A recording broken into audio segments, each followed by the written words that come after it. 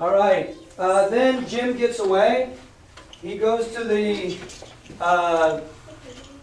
stockade, and who's in charge of the stockade but Long John Silver? All the bad guys are in the stockade. So he's in there with 6 bad guys and Jim, and they corner him, and he says, "Hey, guess what? I'm the guy who ruined your whole trip, so go ahead and kill me." And Long John kind of respects him and realizes, don't kill him. And all the other pirates are like, "What? We don't kill him? That's it. We're leaving." And they all go outside of the cabin. All the bad guys are outside the cabin, and on the inside is Jim and Long John. And Long John's like, "Hey, you and me, we got to stick together. They're going to kill me and you. You've got to follow along with me. All right?" And then there's one last question that he asks. Question? Where is that museum? We have no idea. But they are mentioned by Long John that they left and that they don't want Jim anymore. He did say that in the last chapter. No, I'm not going to let you ask that question, Shane. Write it down, and then I'll answer it. No, it's... All right. Oh yeah, we did say Long John whispers to him, "I'm on Squire's side now." It's so, a lie. You could put him here. Wait, if you want. It's a lie. Hey, it's Long John Silver. He's a static character, we said, right?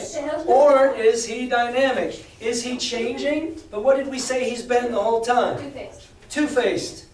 So, is he on Squire's side? Only time is going to tell. You put him on the side that you want him to be on. So, the last question that Long John asks him when they're whispering, looking outside at the other pirates who are huddled together, they're inside the cabin, it's nighttime, and he looks at Jim and goes, "I got one more question, Jim. Why did the doctor give me the chart?" Like, "The chart? What?" Jim gives him a weird look, and he's like, "Oh, you don't know either. Something's crazy going on. Something crazy's going on." And he takes the drink. Long John. It's like, why did he give me the map? He gave him the map? That's what he said. That's what Long John just said. And that's the end of the last chapter, and that's where we start He's now. trying to trick Jim. We are in chapter 29. I bet they tried to take it as Spinola. Oh, sweet page. 125. Chapter 29 is on page 125 in the red book, 206. 206 on the black. The Council of Buccaneers had lasted some time when one of them re-entered the house. So they're having a meeting out there, and one of them came back with a repetition of the same salute, which had in my eyes an ironical air, begged for a moment of the loan of the torch.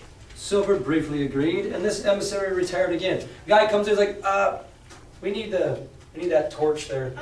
Okay, thanks, bye. And he walks out. It's kind of weird. I'm reading from the book. Except I'm lost. 206. Question. So they want to kill Long John Silver? No, they don't want to kill him. They're having a meeting about it.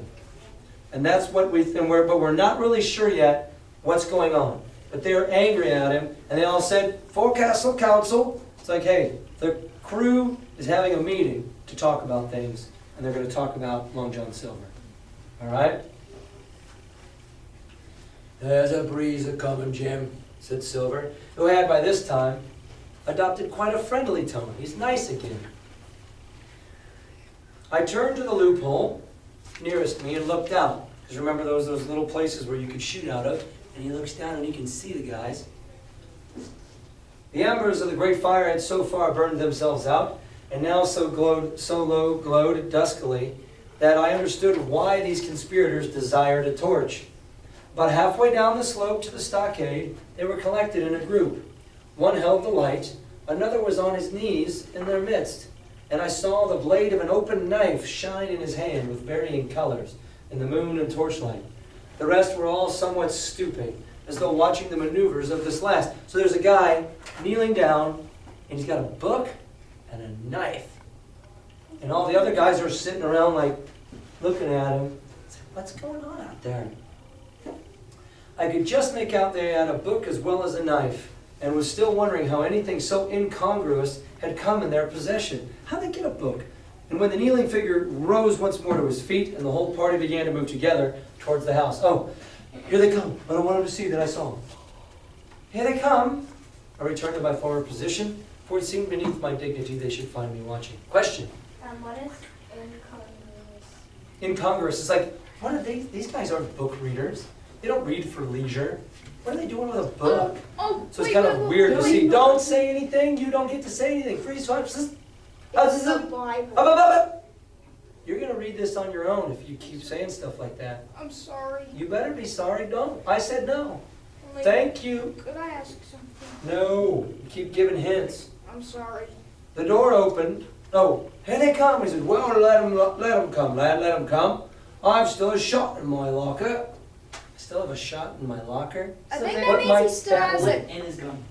No, he's not talking about it. It's a figure of Trick speech. up my sleeve. Idiom. Oh.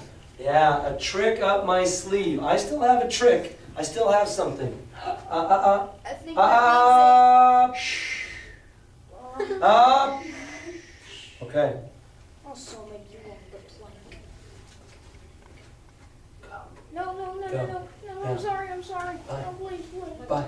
No, please, I'm sorry. No, no, no. Come on. Sir?